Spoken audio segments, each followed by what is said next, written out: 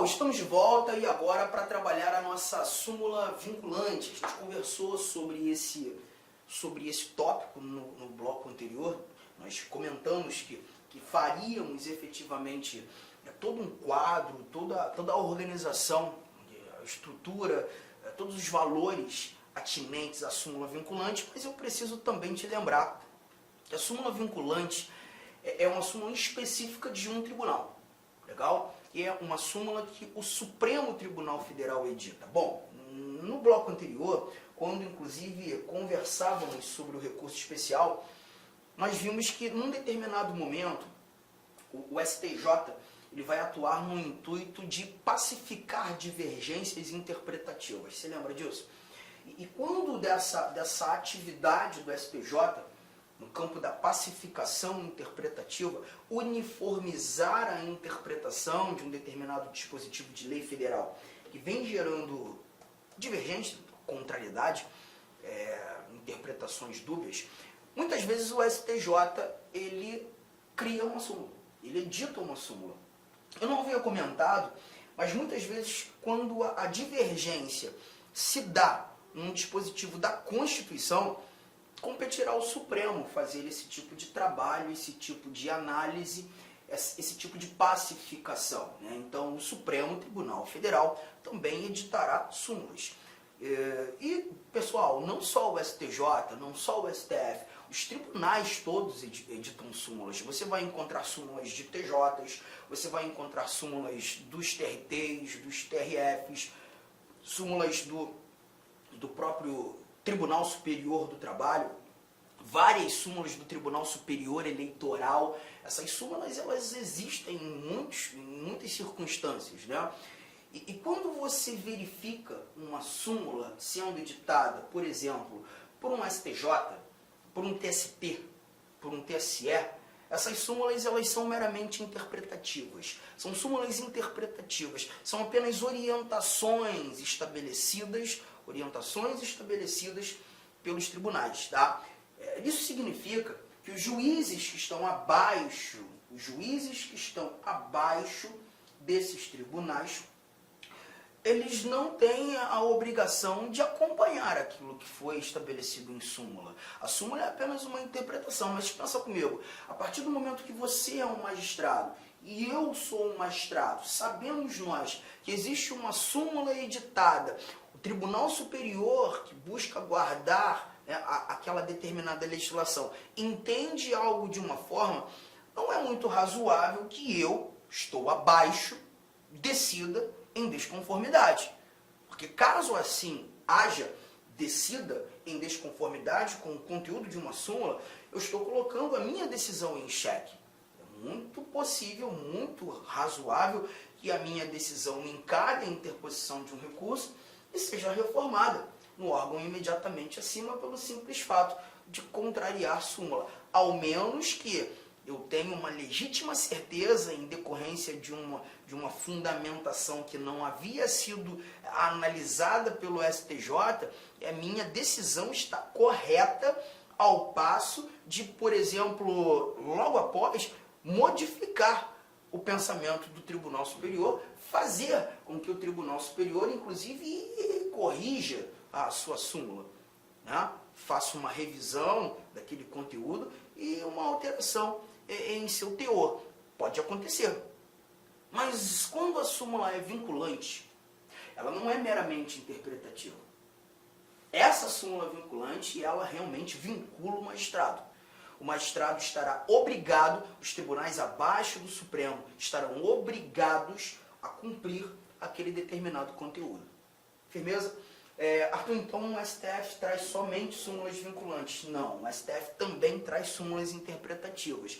Você tem súmulas interpretativas, súmulas vinculantes. As súmulas vinculantes, elas serão apresentadas para questões mais robustas, mais complexas, para evitar uma repetição de casos. E aí o artigo 103A já está aqui na tua tela para que façamos a análise. Vamos lá? Olha o que temos aqui.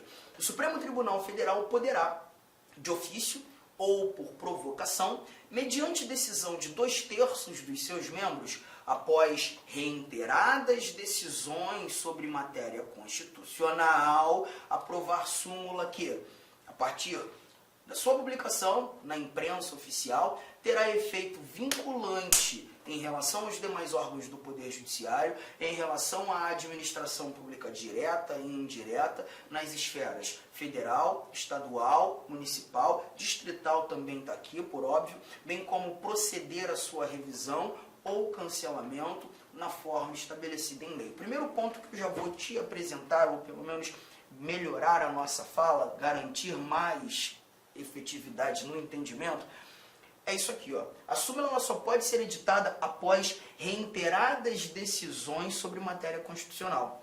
Ou seja, é um assunto que se repetiu, é um assunto que realmente gerou um certo inconveniente no ordenamento jurídico e na esfera judicial. É um assunto que os magistrados e os tribunais vêm batendo cabeça. Eu não posso, em momento algum, verificar o Supremo editando uma súmula vinculante de um assunto que não tem essa repercussão, de um assunto que não é ou não apresentou reiteradas decisões, um assunto que chegou pela primeira vez ao Supremo e o Supremo logo de cara já edita. Não, a súmula vinculante é um instrumento excepcional e vai ser utilizado apenas após reiteradas decisões sobre matéria constitucional e justamente em busca de evitar com que essa repetição aconteça. Eu posso, inclusive, te mostrar no parágrafo 1º uma informação que complementa essa minha fala, dizendo, ó, que a súmula terá por objetivo a validade, a interpretação e a eficácia de normas determinadas, normas efetivamente constitucionais, acerca das quais haja controvérsia atual entre órgãos judiciários ou entre órgãos judiciários e a administração, que acarrete uma grave insegurança jurídica e uma relevante multiplicação de processos sobre questão idêntica. Então, para evitar uma multiplicação de processos, porque o assunto já começou a apresentar reiteradas decisões e a gente está buscando dar um basta e é uma questão idêntica, toda hora pinga o mesmo problema em vários órgãos do judiciário, ali nós teremos a possibilidade da edição de uma súmula vinculante. De novo, normas constitucionais que apresentem uma controvérsia entre os próprios magistrados, os tribunais, os órgãos do judiciário, ou até mesmo os órgãos do judiciário e a própria administração. Firmeza? Então, a súmula vinculante, como disse, é algo excepcional. Quais são, então, as primeiras anotações que nós faremos? Olha aqui, ó. Quando tratando da súmula vinculante, preciso lembrar, apenas quem editará, artigo 103, artigo 103A, o Supremo Tribunal Federal. E o Supremo Tribunal Federal, ele vai atuar na edição, ele vai atuar na revisão, essa revisão é para uma possível alteração do seu teor, ou até mesmo para o cancelamento. E eu vou te mostrar quando esse cancelamento pode rolar. Tá? Agora, cuidado, para a edição, para a alteração, para o cancelamento, o Supremo precisa usar a maioria qualificada em 2/3 dos seus membros. Isso aqui é um ponto importante, porque você vai encontrar questões dizendo maioria absoluta, mas a maioria absoluta não é suficiente, porque perceba, se estivéssemos falando de maioria absoluta, sabendo que temos 11 ministros no Supremo Tribunal Federal, a metade seria 5,5, a maioria absoluta seria de 6 votos. A maioria absoluta é insuficiente, porque se nós aplicarmos 2/3 dos 11, nós levaremos em consideração pelo menos 8 votos. A maioria absoluta é insuficiente para fazer nascer uma súmula vinculante, para alterar seu conteúdo, para cancelar, né, aquilo que ela propôs. Então, aqui eu preciso complementar dizendo, se a maioria é qualificada e não absoluta, nós temos a necessidade de 8 votos dos 11 ministros. Legal, gente? Tranquilo? E mais, o Supremo Tribunal Federal aqui, ele atua de ofício ou por provocação, de ofício ou por provocação. O próprio Supremo, julgando uma determinada ação, uma ação penal, uma ação civil, qualquer que seja, pode suscitar uma questão de ordem. Vamos imaginar que o problema surgiu, bombou e é uma situação reiterada, vários processos tramitando nesse sentido, e está na hora do Supremo dar um basta. De ofício, por vontade dos seus próprios ministros, a proposição de um conteúdo ou de um teor de súmula vinculante. Eles terão que deliberar, votar para a aprovação daquele determinado conteúdo, aquele teor de súmula. Mas isso pode acontecer. E essa provocação? Essa provocação ela pode ser feita por quem? Pelos legitimados à propositura da ação direta de inconstitucionalidade. Nós teremos um bloco para tratar apenas do controle de constitucionalidade. Vamos falar muito sobre controle de constitucionalidade. No momento oportuno eu vou te dizer quando a ADI, ou a ação direta de inconstitucionalidades, alguns até chamam de ADIM, né? Pode ser proposta, mas eu já te indico logo de cara, não é qualquer autoridade, qualquer órgão terá a oportunidade de ajuizar a ADI. Os legitimados ao ajuizamento da ADI nos é apresentado no artigo 103 da Constituição. Perceba, aqui nós estamos discutindo súmula vinculante no artigo 103A, mas nós temos o 103 tratando genuinamente daqueles que são legitimados à propositura da ação direta de inconstitucionalidade. Bom, isso aqui já está anotado, é apenas um início da brincadeira, mas eu preciso também te dizer mais uma coisa, ou pelo menos te mostrar. Arthur, esses legitimados, o artigo 103A, esse que trata da súmula, me diz isso? Ou é você que está me dizendo por questão doutrinária? Não, eu vou te mostrar aqui no parágrafo 2º. Olha o que nós temos. Sem prejuízo do que vier a ser estabelecido em lei, a aprovação, a revisão ou o cancelamento, a súmula vinculante, poderá ser provocada por aqueles que podem propor a ação direta de inconstitucionalidade. Então, são os legitimados da ADI. Poxa, eu queria saber quem são. Eu vou te mostrar agora, então, para evitar o problema. Vem aqui comigo no artigo 103, a gente monta um esquema e volta para a súmula vinculante. Olha o que temos aqui. Ó. Podem propor a ação direta de inconstitucionalidade e a ação declaratória de constitucionalidade. Quem pode? Primeiro inciso, o presidente da República, a mesa do Senado, a mesa da Câmara dos Deputados, a mesa de Assembleia Legislativa ou da Câmara Legislativa do Distrito Federal, tem mais gente, olha aqui, o governador de Estado ou o governador do Distrito Federal, Procurador-Geral da República, Conselho Federal da Ordem dos Advogados do Brasil e partidos políticos com representação no Congresso Nacional, encerrando o time, Confederação Sindical ou entidades de classe de âmbito nacional. Temos ainda 2 parágrafos aqui, mas esses três parágrafos, só que esses 3 parágrafos eu não lerei nesse momento. Esses 3 parágrafos nós iremos discutir um pouco depois, tá? Um pouco depois. Eu, por enquanto, já que estamos tratando da súmula vinculante, vou montar um esquema porque tem muita gente aqui.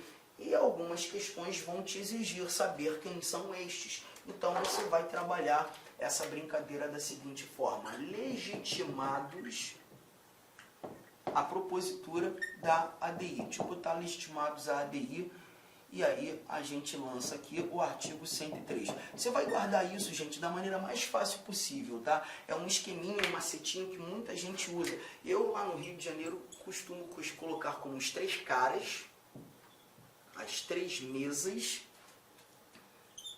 e os 3 órgãos. Os 3 caras, as 3 mesas e os 3 órgãos. Por que 3 caras? Aí a gente vai falar do cara. Ah, você é o cara, né? O cara, pois é. Então a gente tem que lembrar do cara do Poder Executivo Federal. Quem é o cara do Poder Executivo Federal? Você vai lembrar, é o Presidente da República. O Presidente da República é o cara do Poder Executivo Federal. Assim como nos executivos estaduais nós encontramos os governadores dos estados e do Distrito Federal.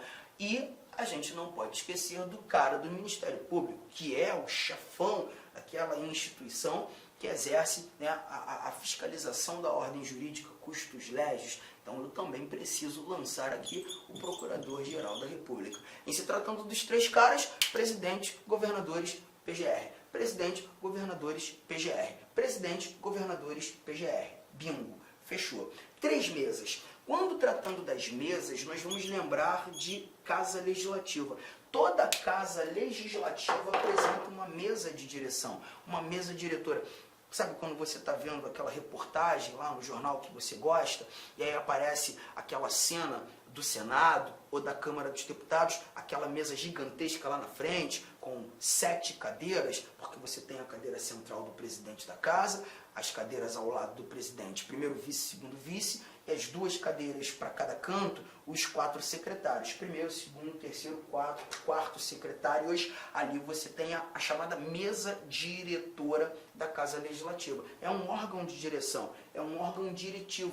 E quando a gente verifica mesas nas casas legislativas, nós lembramos que o Poder Legislativo, assim como o Executivo, também pode propor a ADI. Bom, se nós falamos de Executivo Federal, eu vou tratar de Legislativo Federal. Eu vou trazer aqui Legislativo Federal bicameral, a mesa da Câmara dos Deputados e a mesa do Senado Federal. Não se esqueça que nós também falamos de Executivo Regional. Quando tratando do Executivo Regional, eu falei de Estado, falei do Distrito Federal. Então aqui também vai entrar as mesas das Assembleias Legislativas. Não se esqueça que lá no Distrito Federal você chama a Casa Legislativa de Câmara Legislativa. Ainda que ela apresente a mesma composição, a mesma ótica estrutural de uma Assembleia Legislativa, a gente chama de Câmara Legislativa.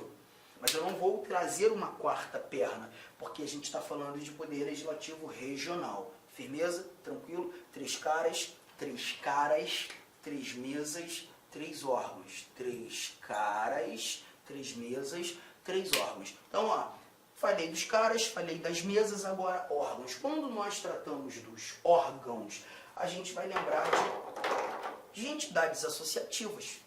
Tá? Por exemplo, quando nós estudamos mandado de segurança coletivo, mandado de injunção coletivo, lá no início de tudo, vimos que partidos políticos podem impetrar. Aqui também, partidos políticos com representação no Congresso Nacional. A mesma coisa que nós vimos lá no artigo 5º, inciso 70, falando do mandado de segurança coletivo. Mas quem, gente? Conselho Federal da Ordem dos Advogados do Brasil. Tem mais? Tem. Eu ainda preciso trazer para cá a informação das confederações. Deixa eu botar confederação. Confederação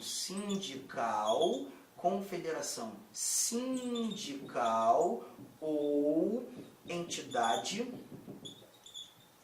de classe de âmbito nacional. Então, olha aqui, o cuidado que você tem que ter. É muito importante que você guarde essas informações. Você não está falando de qualquer conselho da OAB, não é qualquer seccional, não é qualquer seção. Estamos tratando do Conselho Federal. Um outro ponto é que você não está lendo federação sindical, você não está lendo organização sindical, você está lendo confederação sindical. Você não está falando de qualquer entidade de classe, você está falando das entidades de classe de âmbito nacional. Então perceba, as entidades de classe são os órgãos de representação profissional. A gente poderia lembrar, Arthur, tipo CRC, Conselho Regional de Contabilidade, CRM, Conselho Regional de Medicina. Sim, são órgãos de representação de classe, mas nenhum desses que você citou vale, porque se você está me trazendo conselhos regionais, não tem âmbito nacional. Eu preciso falar do Conselho Federal de Contabilidade, do Conselho Federal de Medicina, do Conselho Federal de Informática. Olá, meus amigos. Inicialmente eu quero pedir licença para vocês, pois interrompi a sua aula. Mas essa aula do YouTube é uma aula demonstrativa para você conhecer aí a nossa estrutura, os nossos professores e os nossos cursos. Eu sou o professor Lac, especialista em concursos públicos. Somente em 2022 eu fui aprovado em 7 concursos públicos e a minha meta é buscar 10 aprovações por ano. Eu acho que eu consigo este ano cumprir a minha meta de aprovação. E eu estou aqui para ajudar vocês. Nós aqui da Lá Concurso estamos fazendo a melhor campanha, a campanha de melhor qualidade, mais competitiva para o concurso da Secretaria Municipal de Saúde de Cuiabá. E nós temos aí vários cursos, vou apresentar para vocês rapidamente. Nós temos aqui a opção online, todos os conhecimentos básicos, item a item, sem nenhum item fora do edital, para fechar o edital. 10 parcelas de R$ 35,00, oficial técnico de administração online 10 de 45, técnico de enfermagem 10 de 50 e apoio jurídico 10 de 50. Detalhe, esses cursos nossos online não é aquele transmitido em sala de aula que o cara grava. O nosso não. O nosso é gravação em estúdio, com excelente qualidade de áudio, de imagem e de iluminação, claro, também de edição. Tem presencial? Tem presencial. Professor, esse presencial é transmitido ao vivo? Sim. Ah, professor, me adapto mais aí à metodologia de presencial. Não tem problemas. Ele é transmitido ao vivo. Nós temos aí, né? Conhecimentos gerais, todos os cargos. Tem uma promoção aqui bacana. Para quem se matricular até o dia 23/9 vai pagar 10 de R$50. Quem se matricular depois do dia 23, 10 de 75, e a turma presencial Conhecimentos Básicos, iniciando dia 4 de outubro. Tem técnico de enfermagem? Sim, temos técnico de enfermagem também. Mesma coisa, tem a promoção aí, dia 23/9, paga 10 de 70, após o dia 23/9, paga 10 de 120, e o início da turma começa no dia 4/10, né? E claro, a nossa luva de ouro aí, tá certo? O nosso produto master aqui, que é a turma VIP. Essa turma VIP tem todo um diferencial, onde eu, professor Lac, coloco toda a minha experiência e dedicação. Só de conhecimentos específicos são 15 aulas minhas. Essa turma aqui é para, cara, o cara que cumprir, o cara que assistir esse curso, participar, cara, eu tenho muita confiança e muita certeza que ele vai sair muito bem e ele vai ter todas as condições de ser aprovado. Beleza, pessoal? Então, essa aqui é uma chamadazinha aí. Tem aqui embaixo tem um link para você falar diretamente com o nosso atendente. Qualquer coisa, você vai no nosso Instagram. Quem responde o direct do Instagram sou eu, faço isso pessoalmente, porque é um canal de comunicação que eu abri, que eu exerço diretamente com os nossos alunos. Valeu, meus amigos. Então, venham estudar conosco.